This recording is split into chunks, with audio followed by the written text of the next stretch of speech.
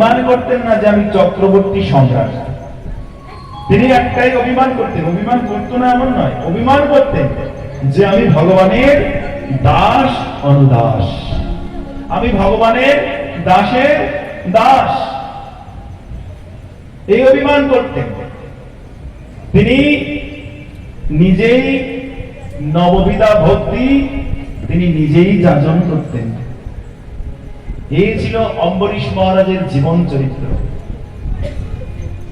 সদ্গুরুর চরণে যিনি নিজেকে সমর্পণ করেন, করে যিনি হরিভজন করেন, বলে ভক্তির অঙ্গগুলো তিনি যাজন করেন। আর যিনি এই শুদ্ধ ভক্তির অঙ্গগুলো যাজন করেন, এই ভক্তিকে যিনি হৃদয়ে পোষণ করেন, বহুমানন করেন, তাকে কি বলা হয়? ভক্ত বলা হয়। যিনি ভক্তি ধর্মেতে অগ্রসর হয়েছেন, ভক্তিকে হৃদয়ে পালন করেন, তাকে ভক্ত বলা হয়। এই যে ভক্তির বিষয়, একমাত্র শুদ্ধ ভক্তি সদ্গুরুর চরণ আশ্রয় ছাড়া, সদ্গুরুর চরণে সমর্পণ ছাড়া জীবের কখনো হয় না। জীব যতক্ষণ না পর্যন্ত সদ্গুরুর চরণে নিজেকে সমর্পণ না করতে পারে, ততক্ষণ পর্যন্ত ভজ হরে মন শ্রীনন্দের নন্দন, এ কথা তার মুখে আসে না। তার কাছে বলে ভজ হরে মন সংসার বন্ধন, ভজ হরে মন স্ত্রী পুত্র কন্যা, এই সমস্ত বিষয়গুলোই তখনও ভজনা করে। কিন্তু সদ্গুরু চরণে যখন জীব নিজেকে সমর্পণ করে, আত্মসমর্পণ করে, তখন কি হয়? ভজ হরে মন শ্রীনন্দের নন্দন। নববিধা ভক্তি বিশেষ ভাবে তখন তার জীবনে পালন করেন। আর এমন যিনি ভক্ত, ভগবান স্বতন্ত্র স্বরাট পুরুষ হওয়া সত্ত্বেও সে ভগবান তখন পরাধীন হয়ে যান। ভগবান স্বাধীন স্বতন্ত্র পুরুষ, কিন্তু কতক্ষণ? যদি ভক্ত তার কাছে আসে, ভক্তের কাছে ভগবান পরাধীন, ভক্তা অধীন। এজন্য ভগবান বলছেন অহং ভক্ত পরাধীন, অহং ভক্ত পরাধীন, আমি ভক্তের অধীন। ভগবান ভক্তের কাছে নিজের যে স্বরাট পুরুষ, স্বতন্ত্র পুরুষ, তার সেই স্বতন্ত্র বৃত্তি তিনি ধরে রাখতে পারেন।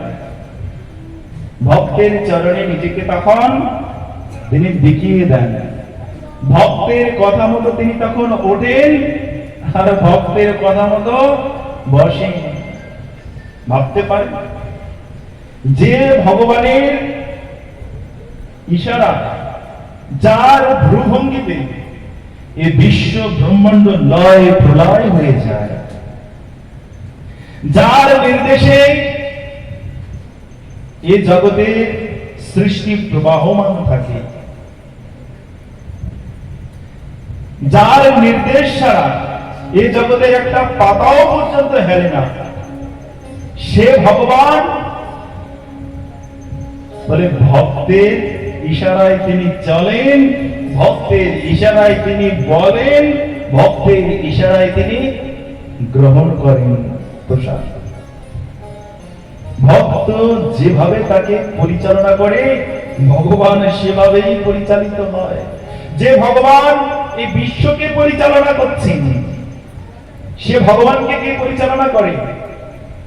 হ্যাঁ, ভক্ত পরিচালনা করে। দেখবেন মন্দিরে 2টো বেজে গেছে, ভগবান কিন্তু এসে হাঁড়ি থেকে অন্ন বেড়ে খাবেন না। যতক্ষণ পর্যন্ত ভক্ত ভগবানকে না দেবেন, উনি চুপচাপ দাঁড়িয়ে থাকবেন। ক্ষুধা লাগলেও কিচ্ছু বলতে পারবে না। কেন? ভগবান ভক্তাধীন। যিনি সমস্ত জগৎকে আশ্রয় দিয়েছেন, সে ভগবান ভক্তের আশ্রয়ে আশ্রিত হয়েছেন। কৃষ্ণ এক সর্বাশ্রয়, কৃষ্ণ সর্বধা, কৃষ্ণের শরীরে সমস্ত বিশ্বের বিশ্রাম। সমস্ত বিশ্ব ব্রহ্মাণ্ডের যে আশ্রয়স্থল, কেন্দ্রবিন্দু, সে হচ্ছে ভগবান। অতএব ভগবান সমস্ত বিশ্ব। পাপটা কেমন? মানে শুধু শুধু পাপ নয়, কায়, মন, বাক্যে, এই তিন ভাবে যদি আমি পাপ করি, আমার জীবনের পাপের বর্ণনা করতে করতে যদি সমস্ত জগতের খাতা কলম যদি ফুরিয়েও যায়, তবু আমার পাপের যে বর্ণনা শেষ হবে না। এমনও যদি পাপ করি, বলে তার থেকে উদ্ধারের রাস্তা কি? নাম সংকীর্তন। যদি জীব নাম সংকীর্তন করতে পারে, তবে তার সমস্ত জীবনের পাপ দূর হয়ে যাবে। সর্বেষাম অপগতম ইদমেব সুনিষ্কৃতম নাম ব্যবহরণ বিষ্ণু যতস্তদ বিষয়মতি। কি বলছেন? যদি সর্বেষাম অপগতম ইদমেব সুনিষ্কৃতম নাম ব্যবহরণ বিষ্ণু যতস্তদ বিষয়মতি, যার জীবনে পাপের আর কোনো শেষ নেই, অন্ত নেই, এমন ব্যক্তি যদি ভগবানের শুদ্ধ পবিত্র চিন্ময় নাম যদি উচ্চারণ করেন, সমস্ত পাপ রাশি ধ্বংস হয়ে যায়। জগাই মাধাই যাদের জীবনে জন্মের পরের থেকে শুধু পাপ আর পাপ, উচ্চ ব্রাহ্মণ বংশে জন্মগ্রহণ করেও সঙ্গের দুর্দৈব বশত তারা, তাদের বুদ্ধি বিকৃত হয়েছিল এবং পাপ কর্মের দ্বারা জীবন অতিবাহিত করছে। নিঘাত তাদের নরকের দরজা প্রশস্ত ছিল, নরকে তাদের যেতেই হতো। কিন্তু দেখুন গুরুর কি মহিমা, বলে এমন ব্যক্তিকে জগতের কোন শক্তি নেই তাকে উদ্ধার করার। সেখানে নিত্যানন্দ রূপ গুরুদত্তের যখন আবির্ভাব হলো, মানে মার খেয়ে তাদের এমন প্রেম দিলেন, সেই প্রেম নামে তারা দীক্ষিত হয়ে আর মারে বাপ সবকিছু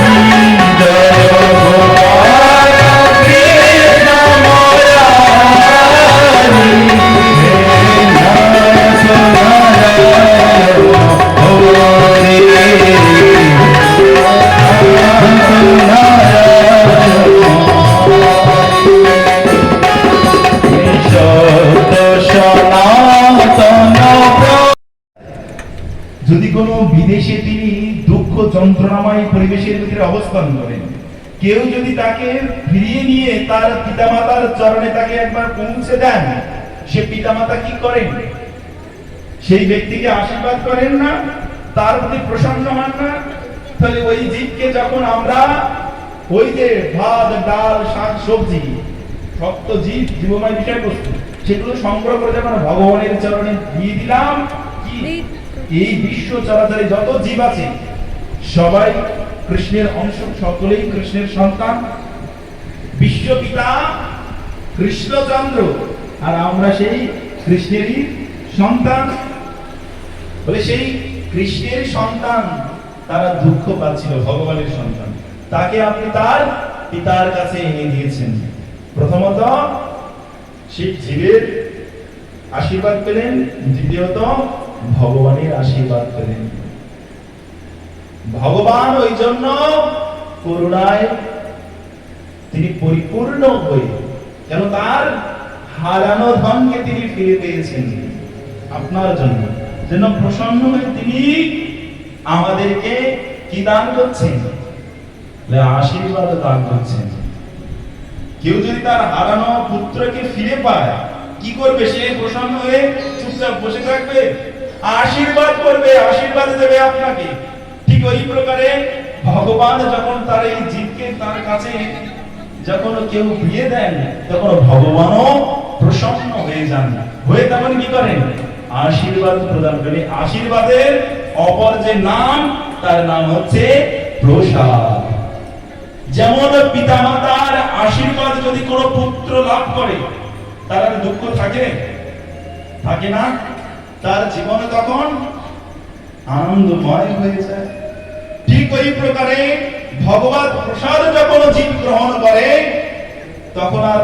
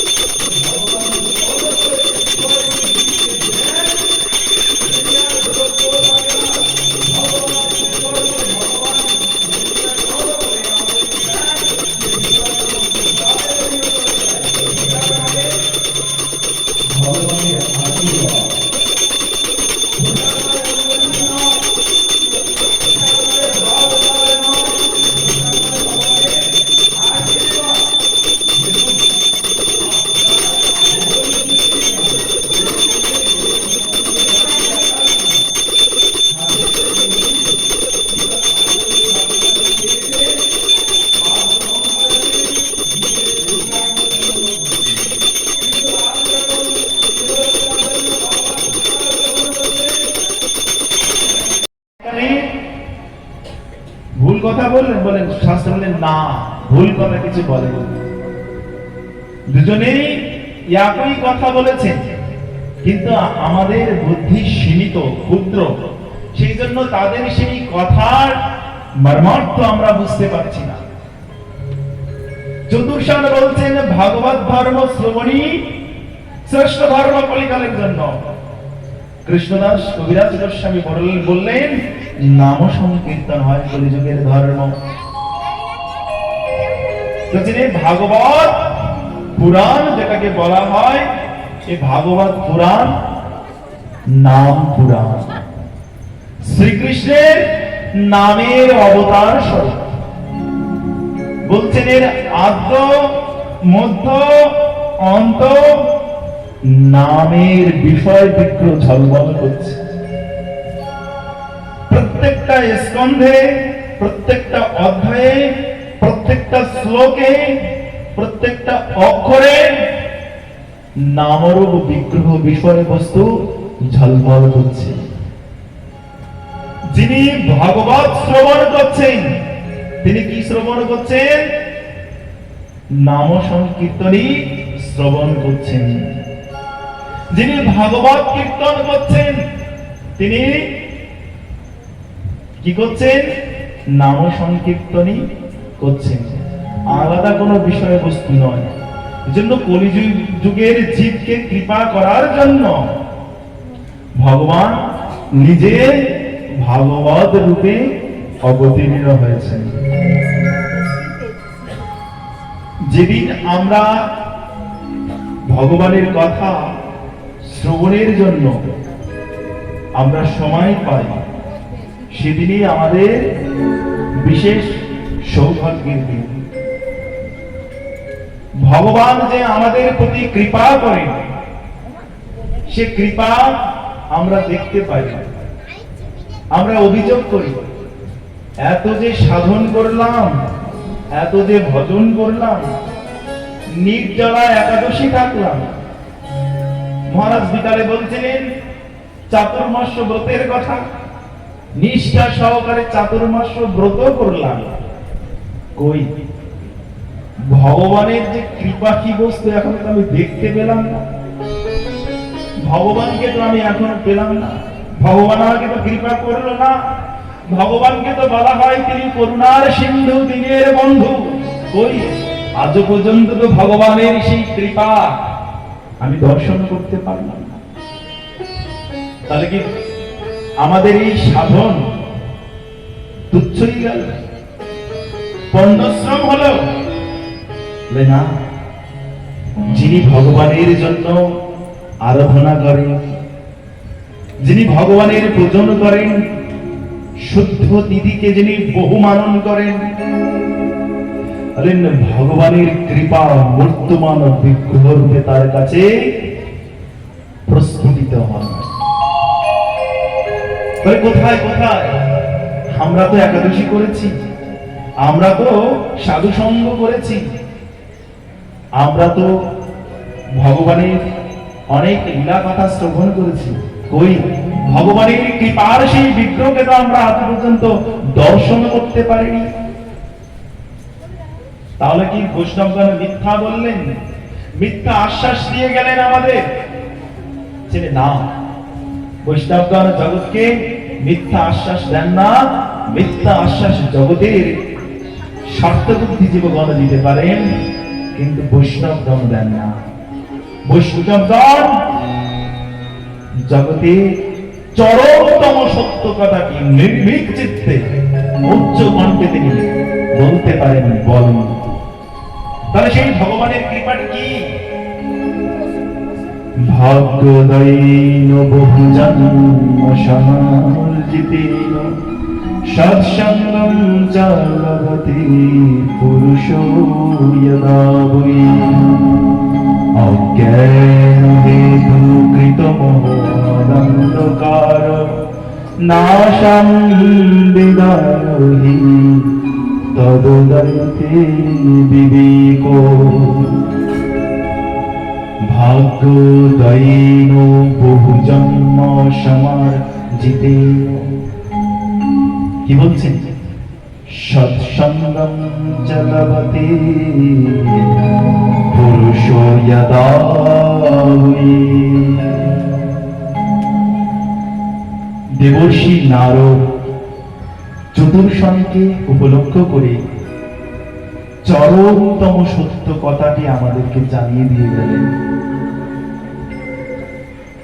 জীবের যখন বহু বহু জন্মের সৌভাগ্য একত্রিত যখন হয়, তখন জীব সৎ সাধুর দর্শন লাভ করে। এজন্য বলছেন ভাগ্যদৈন বহু জন্ম সমার্জিতেন সৎসঙ্গম চ লভতে পুরুষো যদা বৈ। ভগবানের অমোঘ কৃপা স্বরূপ যখন এই ভক্তকে তিনি লাভ করেন, ভগবানের ভক্তকে যখন লাভ করেন, কি হয় জীবে? অজ্ঞান হেতু কৃত মোহমদন্ধকারং নাশং বিদধি তদুদয়তে বিবেক। যদি ভগবানের সেই কৃপার বর্তমান বিগ্রহ স্বরূপ যদি সাধুগণকে আমরা দর্শন করতে পারি, জীবনে যদি লাভ করতে পারি একটিবারের জন্য, তাহলে আমাদের লাভ হবে। কি লাভ? অজ্ঞান হেতু কৃত মোহ মদান্ধকার। আমাদের জীবনে যে অজ্ঞান রূপ অন্ধকার, এই অন্ধকার চিরদিনের মতো নাশ হয়ে যাবে। হয়ে কি হবে? নাশং বিদধি তদুদয়তে বিবেক। যখন একেবারে আমাদের অন্ধকার নাশ হয়ে যাবে, তখন আমাদের বিবেকের উদয় হবে। কোন বিবেক? বলে যে বিবেক কৃষ্ণ ভজনের জন্য প্রস্তুত হয়, যে বিবেক কৃষ্ণের চরণে নিজেকে সমর্পণের জন্য লালায়িত হয়, সে বিবেক জীবের উদয় হয় কখন? না যখন ভগবানের কৃপার বর্তমান বিগ্রহ স্বরূপ ভগবত ভক্তির দর্শন যখন লাভ হয়। একথা নন্দ মহারাজও বলছেন। ভগবানের বিশেষ কৃপাকে ধারণ করে জগৎকে কৃপা করার জন্যই বৈষ্ণবগণের, সাধুগণের, ভগবত ভক্তগণের আগমন হয়। মহৎ বিচলনম নৃণম গৃহীণম দিনচেতসম নিঃসৃষায় ভগবান কল্পতে নন্যথা ক্বচিৎ। যখন কৃষ্ণের নামকরণের সময় এসেছে, বসুদেব যখন গর্গ মহর্ষিকে প্রেরণ করেছেন নন্দালয়ে, নন্দ মহারাজ কৃষ্ণকে পেয়ে তিনি ভুলে গেছেন কৃষ্ণের নামকরণ সংস্কারের কথা। তো হচ্ছে এই যে আনন্দে একেবারে নিরাম বিগ্রহ নন্দ মহারাজ পেয়ে বাহ্যিক লোকাচার ভুলে গেছে। তাই তার সেই বিষয়কে জানানোর জন্য বসুদেব গর্গ মহর্ষিকে প্রেরণ করলেন। কোথায়? নন্দলায়। যেই না গর্গ মহর্ষিকে দর্শন করেছেন নন্দ মহারাজ, বৈষ্ণব দর্শন করার সাথে সাথে, অর্থাৎ বৈষ্ণব ভগবানের কৃপার বর্তমান বিগ্রহ, সেই বিগ্রহকে দর্শন করেই প্রণাম করছেন, সম্মান করছেন, তার স্তুতি, তার বন্দনা করছেন। এই শ্লোকটি বলে মহৎ বিচলনম নৃণম গৃহীণম দিনচেতসম নিঃশ্রেয়সায় ভগবান কল্পতে নন্যথা ক্বচিৎ। মহৎ ব্যক্তিগণ আমাদের মতো ধীরহীন কাঙাল গৃহস্থদের গৃহে অবতীর্ণ হন স্বয়ং ভগবানকে দেওয়ার জন্য, জীবের কল্যাণ করার জন্য, প্রকৃত কল্যাণ করার জন্য। এজন্য যেদিন আমাদের গৃহে ভগবত ভক্তের দর্শন আমাদের লাভ হবে, সেদিন বুঝতে হবে এতদিন ধরে যে ভগবানের আরাধনা করেছি, তার পূজন করেছি, তার যে ব্রত করেছি, সে ব্রত আমার এখন সার্থক হয়েছে। ভগবান আমার উপরে অত্যন্ত প্রসন্ন। আমি আমার সাধন করে যে ভগবানকে আমি প্রসন্ন করতে পেরেছি, এ আমি সেদিন বুঝতে পারবো যেদিন ভগবানের ভক্ত গুরু বৈষ্ণব আমার গৃহে অবতীর্ণ হবে। সেদিন ভাববেন না জগতের কোন ক্ষুদ্র জীব বা ভিক্ষার্থী, শত ছিন্ন বস্ত্রধারী কোন ব্যক্তি আমার গৃহ প্রাঙ্গণে উপস্থিত হয়েছে, খবর পায় না। যেদিন আপনার গৃহে ভগবানের ভক্ত আসবে, গুরু বৈষ্ণবের আগমন ঘটবে, ক্ষুদ্র কোন জীবের আগমন ঘটছে না, সেদিন স্বয়ং ভগবানের কৃপায় আগমন ঘটেছে আপনার গৃহে। কেন? এতদিন ধরে ভগবানের যে সাধনা করেছেন, ভগবানের ভজন করেছেন, ব্রত করেছেন, আজ ভগবান আপনার উপরে প্রসন্ন হয়ে ভগবানের সেই কৃপার বিগ্রহ গুরুদেবকে আপনাকে প্রেরণ করেছেন। সেই জন্য যদি সাধু গুরু আসে, আমাদের যত গৃহের কার্য থাকুক, আমাদেরকে সমস্ত কিছু পরিত্যাগ করে তাদেরকে আমাদের শ্রদ্ধার আসনে বসাতে হবে। অনেক জায়গায় আমাদের যেতে হয় প্রচারের জন্য। সাধুগুরু বৈষ্ণব গেছেন, দেখেছেন, নিজের কাজ করছেন, আদেশ দিচ্ছেন, দাঁড়াও আমি আমার কাজ শেষ করি তারপরে আসবো, দাঁড়ান।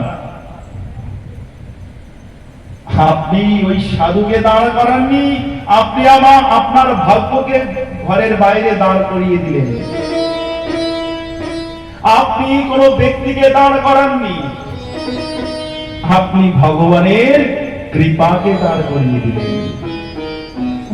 যদি তাকে অবহেলা করলেন, গৃহ থেকে বিতাড়িত করলেন, আপনি জগতের কোন ব্যক্তিকে বিতাড়িত করেননি, কোন সাধুকে বিতাড়িত করেননি, ভগবানের কৃপাকে বিতাড়িত করলেন, ভগবানের আশীর্বাদকে বিতাড়িত করলেন।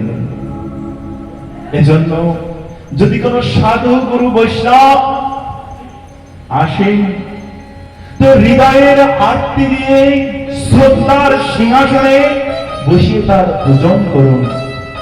যদি তার পূজন করতে পারেন, ওই অন্তর্যামী ভগবান বিশ্বপিতা তিনি প্রসন্ন হবেন যে আমি কৃপা করে আমার যে আশীর্বাদের বর্তমান বিগ্রহকে প্রেরণ করেছি তাকে সম্মান প্রদর্শন করেছি। অতএব ভগবানের সেই কৃপা আশীর্বাদ, সে গৃহে আপনি ওই সাধুকে যখন গৃহের অভ্যন্তরে নিয়ে গেলেন, কাকে নিয়ে গেলেন? ফলে ভগবানের কৃপাকে আপনি আপনার গৃহের সিংহাসনে বসিয়ে রাখলেন। ও গৃহেতে আর কখনো দুঃখ, মায়া, মোহ এ আর আক্রমণ করতে পারবে না। কেন? ও গৃহের সিংহাসনে ভগবানের আশীর্বাদকে আপনি স্থাপন করেছেন। এই জন্য সেই সাধু গুরু বৈষ্ণবকে যখন আমি দেখব হৃদয়ের বান্ধব বলে, ভগবানের কৃপার বর্তমান বিগ্রহ বলে আমি স্থান দেব। এখন সাধু কাকে বুঝবো? অসাধুকে যদি সাধুর আসনে বসান তাতে আপনার দুঃখ আছে, আবার সাধুকে যদি আপনি অসাধু বলে পরিত্যাগ করেন তাতেও আপনার বিড়ম্বনা আছে। এইবারে তো মুশকিলের বিষয়। সাধু আমি কি করে চিনব? তাহলে সাধু চেনার মতো শক্তি দেবতারও শক্তি নেই। আমাদের মতো ক্ষুদ্র জীব আমরা কি করে বুঝবো, চিনব? যে সাধুকে হৃদয়ে বা আমাদের গৃহ অভ্যন্তরে যদি আমরা একবার রাখতে পারি, ভগবানের কৃপাকে আমি রেখে দিতে পারবো। আবার যদি অসাধুকে আমি বসাই সাধুর সিংহাসনে, তাহলে কি হবে? আমার গৃহ ধ্বংস হয়ে যাবে। এখন সাধুকে বোঝার মতো বুদ্ধি তো আমার নেই। সাধুকে কি করে বুঝবো? বলে সাধুকে তুমি তোমার ক্ষুদ্র জ্ঞানের দ্বারা, বুদ্ধির দ্বারা বুঝতে পারবে না। সাধুকে বুঝতে গেলে সাধুর কৃপা আলোকে এসো, সাধুর জ্ঞান আলোকের দ্বারা সাধুকে তুমি বুঝতে পারবে। সাধুর কৃপা হলে সাধুকে বুঝতে পারবে। সাধুর জ্ঞান আলোকে যদি তুমি আসতে পারো তবে সাধুকে বুঝতে পারবে, নইলে বুঝতে পারবে না। সূর্য আকাশে আছে, কিন্তু সূর্যকে আপনি দর্শন করতে পারবেন না যতক্ষণ না পর্যন্ত সূর্যের আলো আপনার দৃষ্টিপথে না আসছে।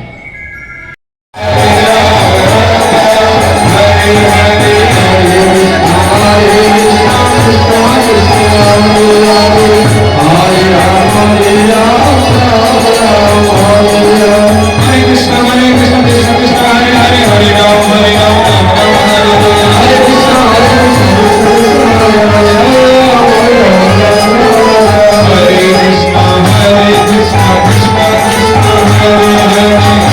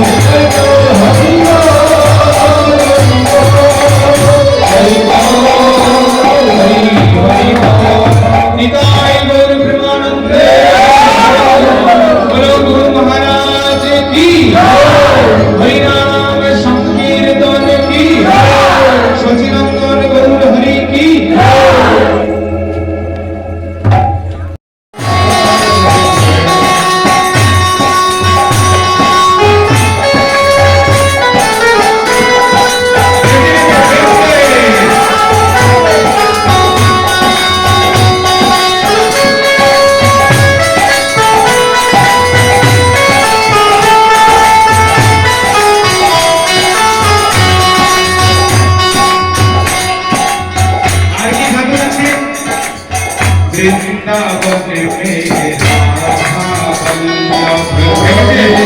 রাধা বল্লভ ও বৃন্দাবনে রাধা বল্লভ বৃন্দাবনে রাধা বল্লভ